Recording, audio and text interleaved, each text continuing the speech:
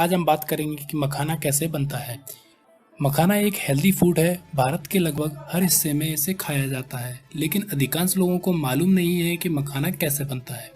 तो हम इस वीडियो में देखेंगे कि मखाना कैसे बनाया जाता है। उससे पहले जान लेते हैं मखाने के बारे में कुछ रोचक बातें। आप बोर नहीं होंगे, इसकी गारंटी मैं लेता हूँ। तो आइए शुरू करते हैं। मखाना है, जिसको इंग्लिश में फॉक्सनट भी कहा जाता है। मखाना एक प्रकार की फिरकली लिली यानी कांटे वाली लिली है, क्योंकि इसमें पत्ती के डंठल एवं फलों पर छोटे छोटे कांटे लगे होते हैं। वनस्पति शास्त्र में इसे यूरेल फॉरॉक्स कहते हैं। इसमें जड़कंद होता है। बड़ी बड़ी गोल पत्तियां पानी की सतह पर हरी प्लेटों की तरह तैरती रहती हैं। इसमें सुंदर नीले, जामुनी या लाल कमल जैसे फूल खिलते हैं, जिन्हें नीलकमल भी कहते हैं। मखाना को देवताओं का भोजन भी कहा जाता है। उपवास में इसका विशेष रूप से उपयोग किया जाता है, लिहाजा कमल और मखाना दोनों का पूजा में बड़ा महत्व है। मखाना की खेती भारत के अलावा चीन, जापान, कोरिया और रूस में भी की जाती है। मखाने की खेती उथले पानी वाले तालाबों में की जाती है और बिहार में मिथिलांचल में ही मखाने की सबसे ज़्यादा खेती होती है। पूरे देश का लगभग 80% मखाना बिहार में ही उगाया जाता है। क्रूपा अखरोट नाम के एक घास के बीज को ही उबालकर और फिर उसे भूनकर मखाना बनाया जाता है। मखाना वस्तुतः फॉक्सनट के बीजों की लाई है, जैसे कि पॉपकॉर्न मक्का की लाई है। इसमें लगभग 12% प्रोटीन होता है। मखाना बनाने के लिए इसके बीजों को फल से अलग कर धूप में सुखाते हैं। इकट्ठा करने के समय नम बनाए रखने के लिए इन पर पानी डाला जाता है। इसकी लाई की गुणवत्ता बीजों में उपस्थित नमी पर निर्भर करती है। धूप में सुखाने पर उसमें 25% तक नमी बची रहती है। सूखे नट्स को लकड़ी के हथौड़ों से पीटा जाता है। इस तरह गरी अलग होने पर बीज अच्छी तरह से सूखते हैं।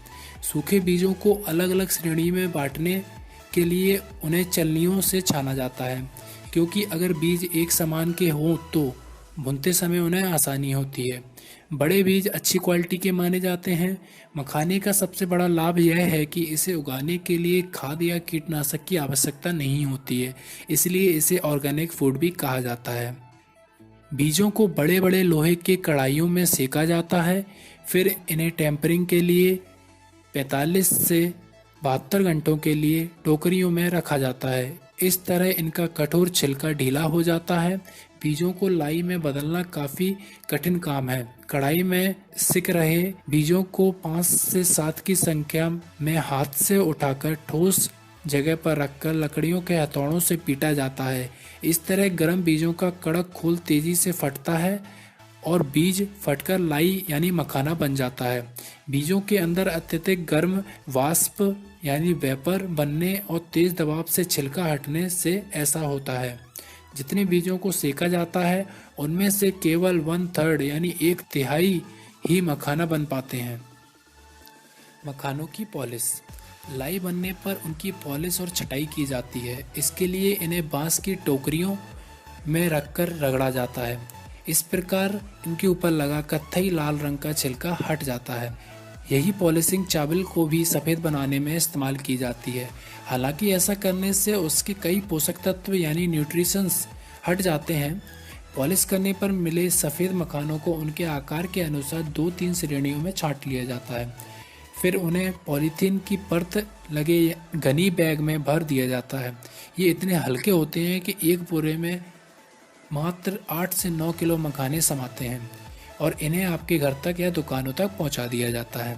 तो ये थी मखाना बनाने की प्रोसेस। मखाना न केवल धार्मिक क्रियाओं में बल्कि औषधि के रूप में भी इस्तेमाल किया जाता है। इसका इस्तेमाल रिंकल्स के बचाव, diabetes, weight loss, digestion, heart problem, kidney problem आदि में भी किया जाता है। ये थी मखाने से जुड़ी कुछ बातें। अगर ये वीडियो आपको अच्छा लगा हो तो लाइक ज़रूर करें और शेयर और सब्सक्राइब करना ना भूलें। Thanks for watching.